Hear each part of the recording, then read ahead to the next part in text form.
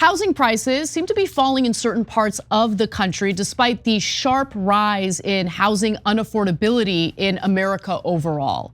Now, Fast Company notes that in some parts of the country, home prices have experienced either a plateau or an outright decline. And so where are we talking about and why is this happening? So in their piece, Lance Lambert writes that in October, US home builders reported having 113,000 unsold new homes. While this is still below the 2007 peak of 117,000, it's above the pre-pandemic October 2019 level of 77,000 and marks the highest level since 2009. That's actually shocking. Now, look, this is complicated because obviously people want to live where the jobs are. And so it might not be helpful for you to find out that housing prices have started to decline in these parts of the country. But it is interesting to see that when you build more supply, prices start to come down, right? So it's kind of a case study here. Now, Florida was a hot market during the coronavirus pandemic, but the market has cooled since then. However, because there was a lot of demand in Florida, developers started building. And then when people moving to Florida slowed down, all of a sudden developers are like, oh, we've got like this inventory of houses, and now they're like desperate to sell them. And so here's what they found. This is according to Nick Gurley, who is a housing analyst. He told Fast Company, Florida is getting hit by three main headwinds entering 2025. A slowdown in inbound migration, excess supply hitting the market from home builders, and an affordability crisis for existing homeowners related to HOA and insurance costs. The combination of these factors is pushing more inventory onto the market. So more people are actually selling in Florida as well because the insurance costs have become so high. So there is more inventory that's making the prices come down. He says, I wouldn't be surprised if home values in certain markets in Florida drop by as much as 10% next year. Cities such as Tampa, St. Petersburg, Sarasota, Punta Gorda, and Naples are most in the crosshairs of this slowdown. Yeah, so look, part of this is obvious. Supply and demand are not negotiable. It's just a fact of life. And so when you have more supply, the prices come down. That's just easy to understand, and that's definitely what's happening here. I'm gonna do a little needless haha.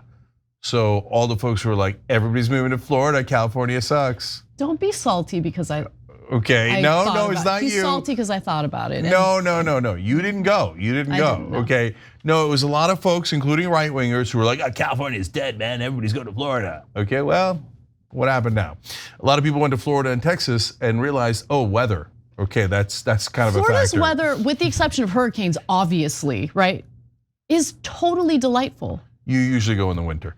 No. Go in the summer, see if it's delightful. I go in the summer. I go almost every summer for like a little family trip. Okay. And look, I get it. People don't like humidity, but it does wonders for the skin and hair. Yeah.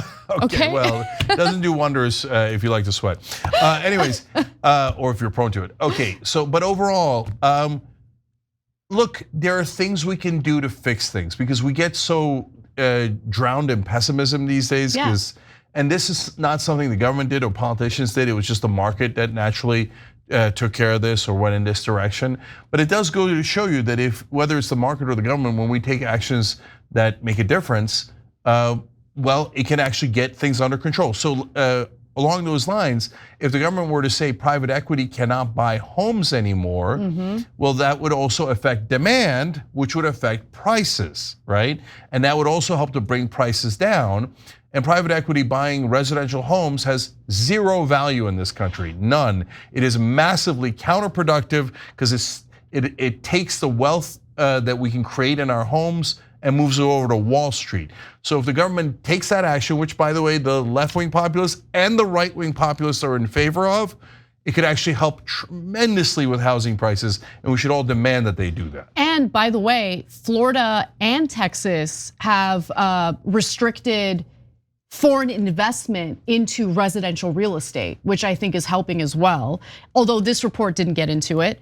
And Texas is the other place where you're starting to see housing prices dip. So housing markets like Austin and San Antonio have been experiencing falling home prices, and even Dallas has cooled recently. And so home builders permitted a massive pipeline of new homes and apartments, which started to hit the market in 2024 and will continue in 2025. The result is higher inventory and declining prices. And so that is a great trend. Again, a case study for what a fix, a potential fix for this housing crisis could be. We do need to build more houses.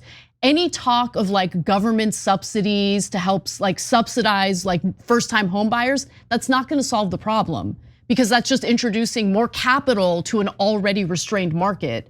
And we need more inventory, it's that simple. So we'll see if more homes get built, but I'll leave you with this. Austin, according to Nick Gurley, will be the first market to bottom. Prices are already down 20% from the peak, and according to Reventure App's data, they're now only 12% overvalued. So prices are gonna continue to drop in Austin based on this prediction. So by the way, it's a double-edged sword, because on the one hand, people can afford homes now, that's great news.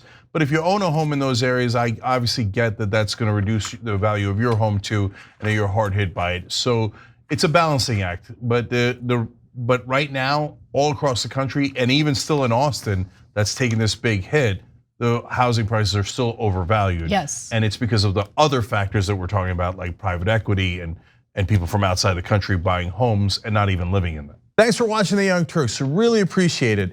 Another way to show support is through YouTube memberships. You'll get to interact with us more. There's live chat emojis, badges.